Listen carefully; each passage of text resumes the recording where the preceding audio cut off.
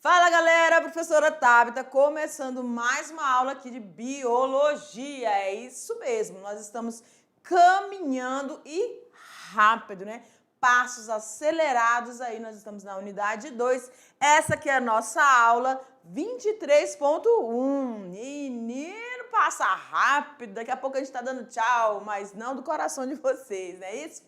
Galera, e como a gente fica sempre muito feliz com a companhia de vocês, na aula de hoje a gente tem a companhia da turminha da professora lá de Chupinguaia. Vamos todos conhecer? Sejam muito bem-vindos aqui na nossa aula. Chega aqui, joga aí pra mim, diretor, a foto dessa turma maravilhosa. Claro, ele sempre coloca aí a aula 23.1. Essa é a nossa turminha da professora Eliane, professora linda!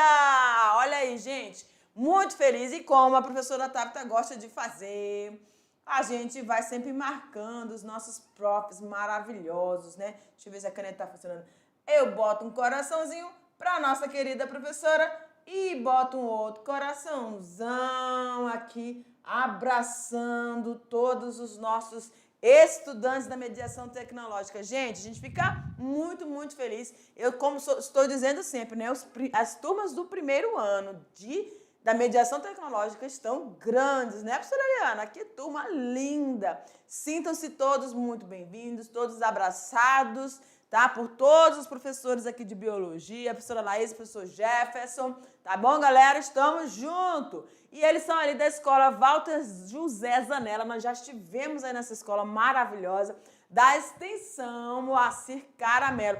Turminha, beijo grande, todos aí de Chupinguaia, galera.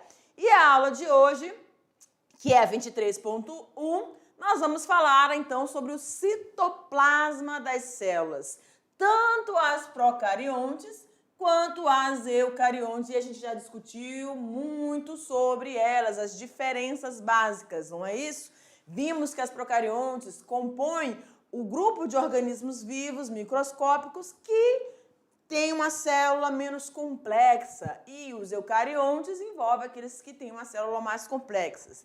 Dentro dos procariontes, como a gente já viu, a gente tem aí como representante o reino Monera, né? Ou o reino das árqueas, aí, onde você vai ter as bactérias e também você vai ter as cianobactérias. E nos eucariontes, aqueles que vão originar o reino vegetal e o reino animalia. Tudo bem? Já se situou aí no meio da aula? Perfeito. Então, ó, deixa eu buscar o nosso marca-texto, que eu amo trabalhar com marca-texto, e hoje eu vou de verdinho. Tudo bem? Então, a gente vai falar nessa aula sobre a organização geral do citoplasma. Nós vamos falar de algumas organelas dentro dessa aula, porque a gente vai ter uma outra parte, tá? Vamos falar dos ribossomos, peroxisossomos, dos lisossomos. Não é que todos nós somos lisos, não. Nós somos afortunados de saúde, de bênçãos de Deus, né? Nós temos também os vacúolos e o retículo endoplasmático, que a gente já falou, comentou nas outras aulas, que a gente tem dois tipos de retículos endoplasmáticos, né? Isso, mas você vai rever aqui na aula de hoje, tudo bem? Então vamos seguindo aqui. Nós temos o conceito de citoplasma, tudo bem? O que é, na verdade, o citoplasma? Ele vai consistir em toda a estrutura ou a modelagem, ele que vai dar esse envolvimento aí da modelagem da célula, tanto animal quanto vegetal, e da célula procariótica, tudo bem? Ele está inserido na parte interna, né? É envolvido pela membrana plasmática, tudo bem?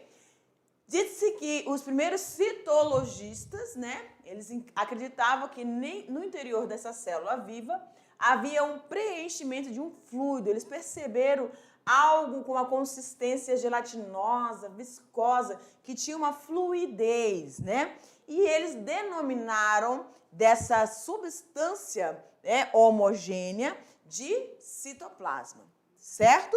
Que da origem grega, quitos, célula e plasma, né? Que vai dar esse formato, essa consistência, aquilo que dá forma, que vai modelar, tudo bem?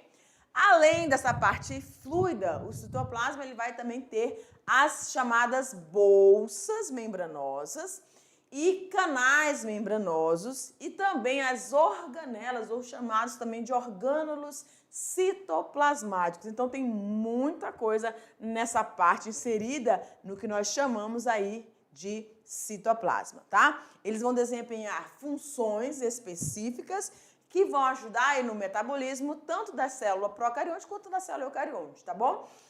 Lembrando, perdão, aqui no caso nós estamos falando das bolsas e canais membranosos das organelas, então vão estar presentes apenas dentro das células eucariontes.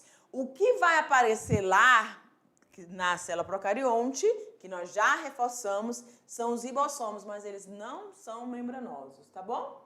Vamos lá então? A gente tem vamos esclarecer também nessa aula uma situação aqui, porque quando a gente vai fazer alguma pesquisa dentro da biologia, aí a gente coloca lá citoplasma, aí de vez em quando aparece lá citosol e hialoplasma. Eu falei, professora do céu, o que significa isso de fato? Então vamos lá. Gente, o citoplasma, ele compreende aquilo que está entre a membrana plasmática, tá bom? Entre a membrana plasmática e a parte interna, ou seja, vou colocar aqui, ó, membrana nuclear, tá bom? Porque nós estamos falando de uma célula eucariótica. Então, a membrana plasmática e a membrana nuclear, entre elas você vai ter o quê? O citoplasma. E aí nós temos o citosol ou hialoplasma. Então, eles estão inseridos no citoplasma. Então, quando a gente fala lá de citosol, é onde nós vamos encontrar as organelas. Citosol e hialoplasma são semelhantes aí, tá? Mesmo significa a mesma coisa. Mas eles estão inseridos no citoplasma. E é nesse citosol que nós vamos ter a ocorrência de todo o processo metabólico. Por exemplo, o processo de respiração celular, tá certo? Etapas do processo de respiração celular. Os processos de fotossíntese também vão estar se dando nesse ambiente. Tudo bem? E é nesse ambiente, no citosol ou hialoplasma, que nós vamos encontrar o citoesqueleto celular, que vai permitir com que eu tenha esse arranjo aqui, ó. Eu consiga visualizar uma célula eucariótica animal e eu consiga perceber a localização de cada orgânulos ou organelas citoplasmáticas, tá certo? Então, a gente tem todo esse espaço aqui, ó, né? Entre essas duas estruturas, membrana plasmática e a membrana nuclear. Tudo bem? Então, aqui dentro, deixa eu colocar de azulzinho. Aqui, meu Deus, não ficou azul. Aqui dentro é que eu vou ter essa parte que vocês estão vendo, eu acho que vocês estão vendo meio rosa, avermelhado, né? Então, essa é a região aí do citoplasma, tá bom? E a compreensão, ou seja, onde estão inseridos as organelas citoplasmáticas, com o caso complexo de Golgi, né? As mitocôndrias, os cloroplastos, os centríolos que a gente vai ver ao longo da aula. Tudo bem? É onde você vai ter a caracterização do citosol ou hialoplasma. Vamos lá, então. Nós estamos falando do citoplasma como um todo. Então, ele é um fluido onde você vai encontrar essas substâncias, tanto água, proteínas, lipídios, tá? Sais minerais, açúcares. Então, você vai ter as substâncias orgânicas presentes, então, nesse local aí e permitindo a célula, seja ela procariótica, eucariótica, eita, Tabita, se concentra. Então, seja ela a célula eucariótica animal ou vegetal. Tudo bem? Então, vamos lá. No citosol, ocorre a maioria das reações químicas que estabelecem a sobrevivência dessas células, tá? Entre elas está a fabricação de moléculas que vão constituir as estruturas celulares, né? E também no citosol, que muitas dessas substâncias de reserva dos animais, você lembra do glicogênio? Pois é. são, então, e assim como as gorduras, vão ficar armazenadas. Então, gente, o citosol é como se fosse a nossa casa, tá? Pensem aí.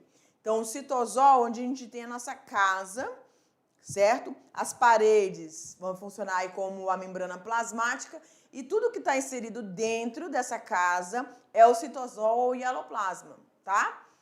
E aí o espaço da casa toda é o citoplasma, perfeito?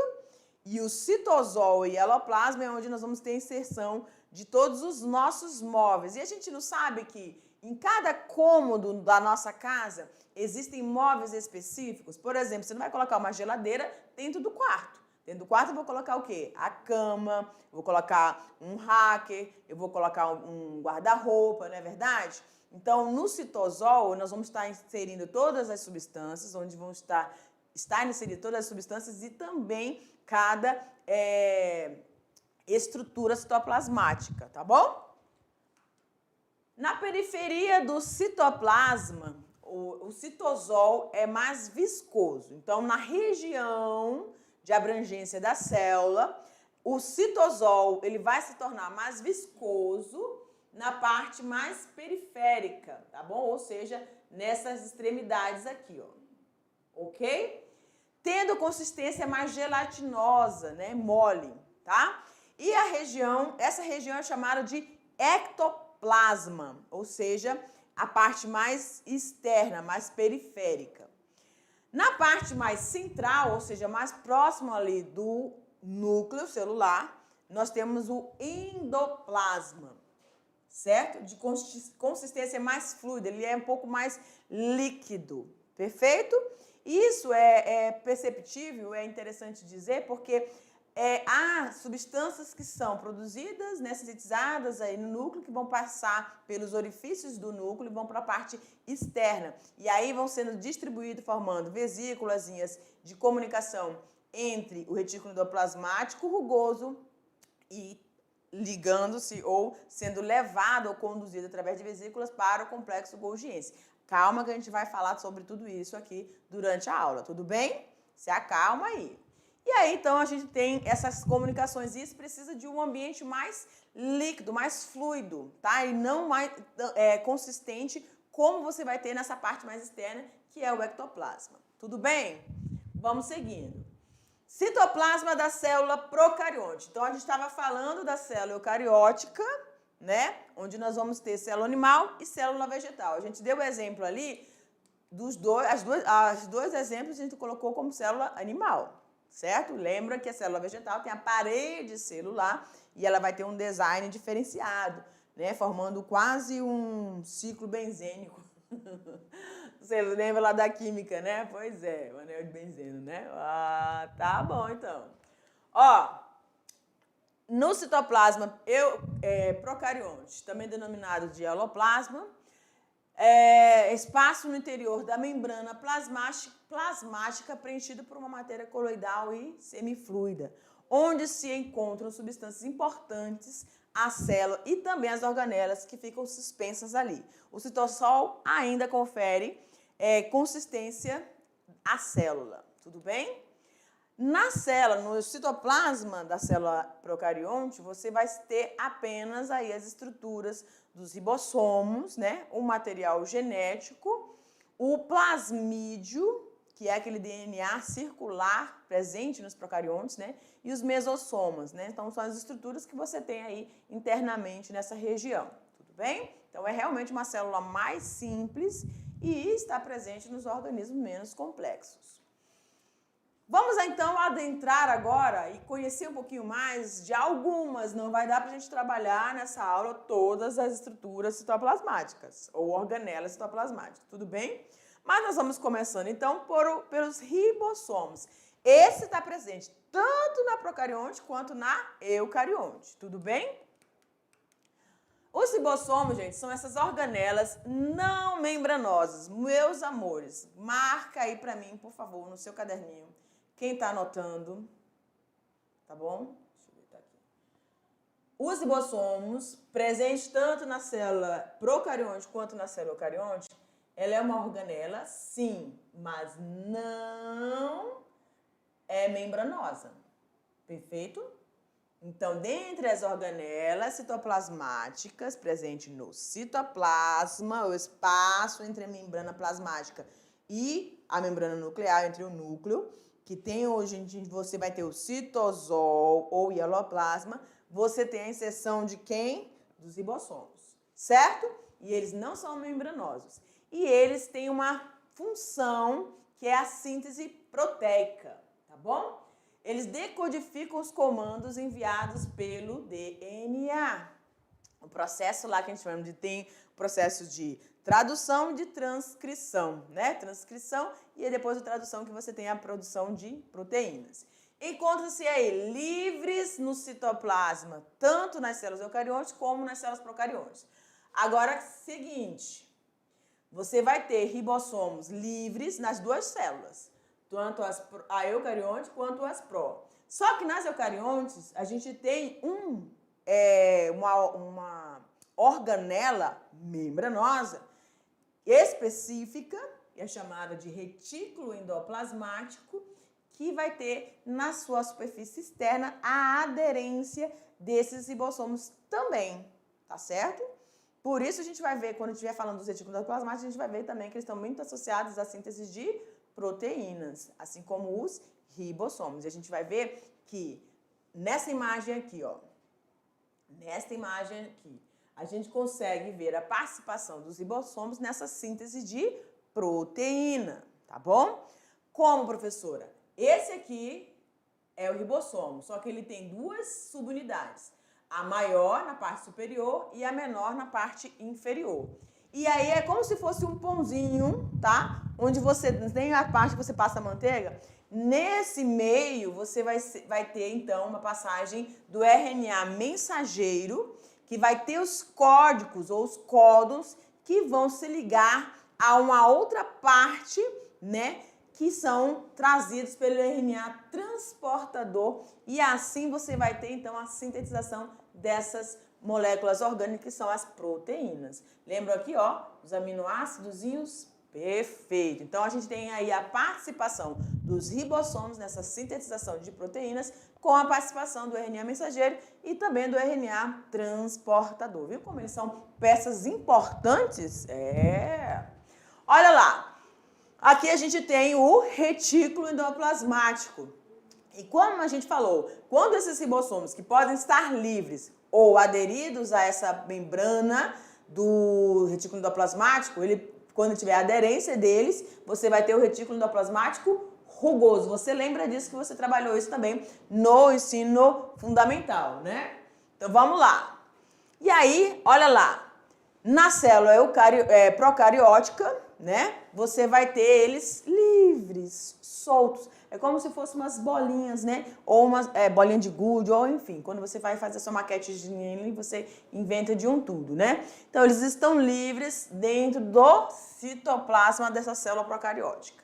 Tudo bem? Mas a função delas, sintetizar, ou deles, né? Sintetizar proteínas. Perfeito? E aí a gente passa para uma outra organela, né? Essa, você presta bem atenção nos detalhes e nas funções. Gente, é muito importante você sempre estar lembrando e associando a onde esses organoides, né? Esses organoides vão estar presentes no citoplasma e a função deles, porque aí você fazendo essa associação do local e a função, você consegue posicionar e lembrar mais fácil na hora da avaliação, tá bom? Então, aqui a gente tem os peroxissomos. Professora, peroxissomos, lembra o nome de um outro que a senhora falou aí no início da aula, os lisossomos. Muito bem, vocês estão aí antenados na aula. Agora, só que eu vou dizer para você por que os peroxissomos são diferentes dos lisossomos, tá bom?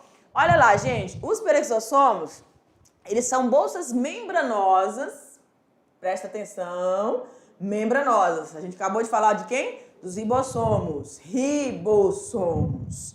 E eles não são membranosos. Agora a gente está falando de um organoide que é membranoso, os peroxissomos, que contém alguns tipos de enzimas, gente. É o que vai destacar o que vai diferenciar a função, né? A gente diz que é o papel biológico desse organóide, ou dessa organela citoplasmática aí dentro do citosol, tudo bem?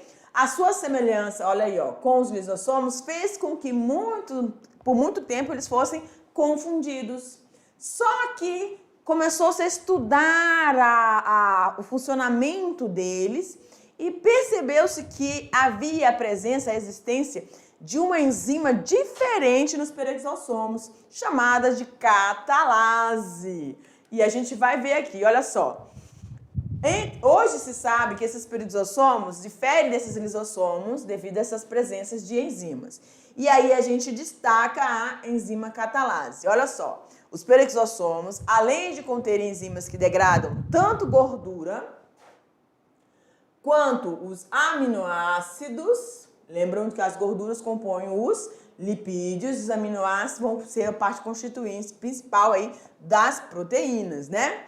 Então tá lá, elas degradam, as enzimas presentes dentro do peroxisossomos vão degradar, né, essa gordura e também os aminoácidos. Só que nesse processo de degradação dessas partículas, dessas moléculas, o que é que vai acontecer? Vai haver uma intoxicação dessa célula. E aí entra a enzima catalase em ação. Foi o que foi o ponto-chave para diferenciar, então, os lisossomos dos peroxisossomos, tá?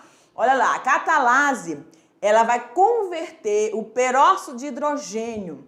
O que é isso, professora? A gente chama comumente, né, o peróxido de hidrogênio, que é a nossa água oxigenada. H2O2. Tudo bem?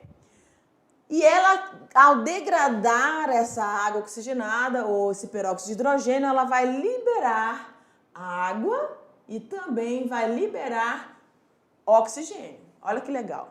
Então, ela faz com que essa substância, que é tóxica para a unidade celular, ela seja degradada e aí fique tudo bem, porque a água é boa e o oxigênio também, né? Então, essa água oxigenada se forma normalmente durante essa degradação dessa gordura e desse aminoácido e pode aí causar sérias lesões à unidade celular. Então, ela desintoxica esse processo, tá bom? Apesar das descobertas recentes envolvendo os peroxisossomos, a função dessas organelas no metabolismo celular ainda é pouco conhecida. Então, precisam mais informações, né, estudos, para que se saiba a compreensão. Vai que ela tenha outras funções ou ela realize o processo de desintoxicação de outras substâncias, né? E seria bem interessante a gente estar descobrindo isso. Entre outras funções, acredita-se que participem também dos processos de desintoxicação da célula.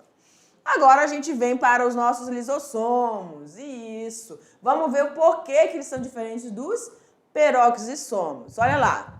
Nos lisossomos, que a gente tem do grego lise ou quebra, destruição, apresentam as bolsas membranosas, que também contêm enzimas, que elas são capazes de digerir substâncias orgânicas. Lá nos lisossomos, elas vão, depois do processo de quebra da gordura e também dos aminoácidos, você tem a presença ali da água oxigenada. E aí a catalase, que é outra enzima, vai agir para fazer esse processo de desintoxicação, né? Aqui você tem todas as substâncias orgânicas, ele não está restringindo, podem ser digeridas pelas enzimas que estão presentes dentro dos lisossomos. Olha que interessante. É como se fosse, tá, um estômago bem eficiente. Por quê? No estômago a gente tem apenas a quebra das nossas proteínas, né? Só que a digestão das nossas proteínas. Só que no intestino delgado você tem ali todas as enzimas que vão junto com outras estruturas, glândulas do nosso corpo, do sistema digestório, ajudar nessa quebra de outras moléculas, ou seja, de gorduras, de proteínas, de carboidratos, enfim, tá? Aqui os lisossomos fazem isso. É uma estrutura bem eficiente, tá bom? Com origem no aparelho de Golgi ou complexo golgiense, você pode encontrar também essa nomenclatura, aparelho de Golgi ou complexo golgiense, tá? Os lisossomos estão presentes em praticamente todas as células eucarióticas. Gente, isso aqui é importante você lembrar. numa avaliação. Que pode ser que no contexto, né, no enunciado da questão, ele te lembre essa origem. Então, os nossos lisossomos, eles são originários aí do complexo golgiense. Esse aqui é o complexo golgiense, tá? Perfeito? E a gente vai falar sobre ele mais pra frente. Ele é feito de bolsinhas, né? Todas empilhadinhas, como se fossem as roupas dobradas. Não tem? Quando a gente dobra as roupas e vai colocando uma empilhadinha sobre a outra. Mais ou menos isso. E aí, ele tem uma parte que fica voltado para a parte interna e a outra parte para a parte mais externa. Essa parte interna faz chamada de face cis e a parte externa face trans. A gente vai ver isso aí. E aí elas vão recebendo informações, essa parte interna vai recebendo bolsinhas ou vesículas lá do retículo endoplasmático rugoso e aí ele passa por todo esse complexo até formar novamente outras vesículas, né? E essas vesículas a gente chama de lisossomos. Então a gente vai ter os lisossomos primários com a quantidade de enzimas que foram originadas lá do retículo, tá? E aí você vai ter então um processo de digestão ou de partículas sólidas ou de alguma estrutura interna à célula, tá? Vamos caminhando aqui. As enzimas são produzidas no retículo endoplasmático rugoso. Olha ele aqui. Isso aqui é a parte do núcleo, gente. Isso aqui tudinho é o retículo endoplasmático rugoso. Esses pontinhos pretos são os ribossomos aderidos, né? Eles vão migrar para os dictiossomos. Professor, o que são dictiossomos? São cada bolsinha daquela que eu representei para vocês, falei para vocês que como se fossem as roupas dobradas, empilhadas, que compõem o complexo golgiense, tá? Então, os dictiossomos são cada estruturazinha de divisão. Sendo identificadas e enviadas para uma região especial do aparelho golgiense, onde vão ser empacotadas e liberadas através dessas bolsinhas, tá bom? Olha como é que deixa eu vir pra cá um pouquinho com vocês, que eu tô um tempinho sem ver o rostinho de vocês. Ó, quando a gente está estudando sobre as organelas citoplasmáticas, e é interessante a gente saber, né, a casinha deles, que é o citoplasma, né, a região de posição de cada uma delas que compõem o citosol.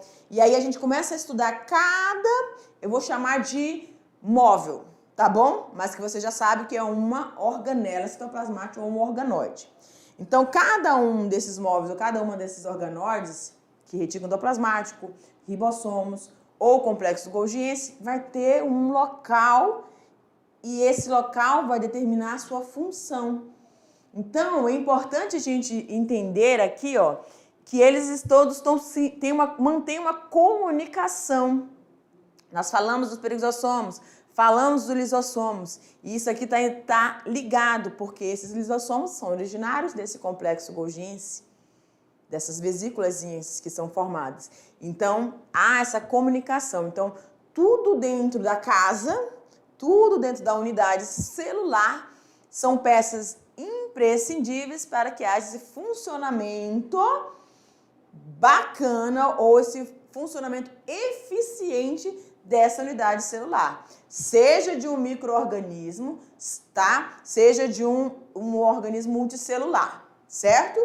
Então, funcionamento de tudo que está inserido. Não estou dizendo que dentro essas estruturas aqui, tá? Deixa eu reforçar, essas estruturas aqui estão presentes na célula procariótica, não. Lá só vai ter os ribossomos, mais simples, menos complexo. Aqui a gente está falando das organismos mais complexos. Vamos trazer uma complexidade maior para essa unidade celular, que é a célula eucarionte.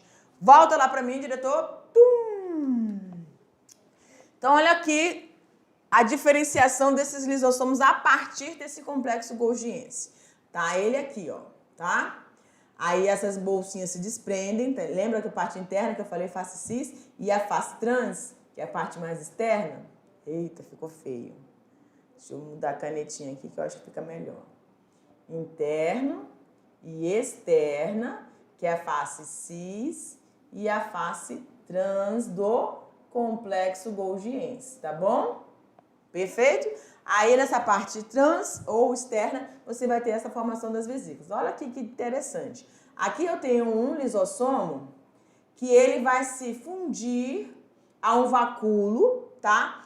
Autofágico, ou seja, aquilo que está interno à célula não precisa mais, a célula não precisa mais, é como se ela tivesse que eliminar. Ela precisa digerir, porque não é mais útil, então vai passar pelo processo de digestão, tá? Então a gente chama de vacúolo autofágico.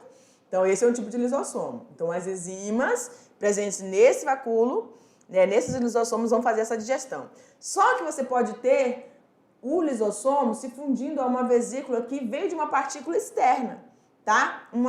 Que a gente chama de processo de fagocitose. Ele envolveu, trouxe do ambiente externo para dentro da célula, ele também vai fazer o processo de digestão. Então você pode ter os lisossomos realizando tanto essa digestão por fagocitose ou pinocitose, partículas sólidas e líquidas, na parte externa, aquilo que vem externamente à célula, e também de tudo que está internamente à célula. Tudo bem? Vamos agora para uma outra estrutura muito importante também, chamada de vacúolo. E agora a gente vai para a célula vegetal, porque ela é específica, é uma estrutura específica da célula vegetal. Então, os vacúolos das células vegetais, eles são interpretados como regiões expandidas de quem, gente? Olha só, retículo endoplasmático. Olha que interessante. Quando a gente falou dos lisossomos, eles são originários do complexo golgiense, perfeito? Mas as enzimas que ele possui são originadas também do retículo endoplasmático rugoso. Aqui a gente tem esses vacúolos na célula vegetal, também é originária, né? Como se fosse um aumento, tá? Desse retículo endoplasmático. Em células vegetais jovens, observa-se que algumas dessas regiões formam pequenos bolsinhas ou vacúolos que estão isolados uns do outro. Deixa eu mostrar para vocês aqui. Olha lá, ó. Esse pontinho e esse aqui são os vacúolos. Eles estão nas células mais jovens, você vai ter alguns vacúolos, né? Essa célula ficando mais madura, ela vai fazer o quê? Vai se fundir. Todos eles vão se fundir, formando um grande vacúolo, certo? À medida que a célula atinge essa fase adulta, esses pequenos vacúolos vão se fundir, formando-se, então, um único grande central com ramificações ou extremidades, que vão lembrar sua origem reticular, ou seja, do retículo endoplasmático. E aí a gente chega nele, tá? O famoso retículo endoplasmático. Bora lá. Ele, gente, é um organoide que está sempre próximo ali do núcleo celular, tá bom? O citoplasma das células eucariontes contém, então, inúmeras bolsas e tubos. Olha que interessante. Bolsas e tubos cujas paredes têm uma organização semelhante da membrana plasmática. Essas estruturas membranosas formam uma complexa rede de canais interligados, conhecidas pelo retículo endoplasmático. Perfeito? E esse retículo endoplasmático ele pode ser liso ou rugoso. Em relação ao retículo endoplasmático rugoso, também chamado de ergastoplasma, há formação de sacos achatados. Olha eles aqui, gente. É como se fosse... Não tem uma massa, a massa de pão, sei lá, de algum salgado que você vai fazer. Você passa naquelas máquinas, deixa ele bem fininho. E aí, quando você coloca essa massa sobre a mesa, você pode fazer um desenho diferenciado. É como se fosse mais ou menos isso, né? Elas são fininhas e elas formam essas reentrâncias aí, como se fossem esses saculos, né? Os sacos achatadinhos, né?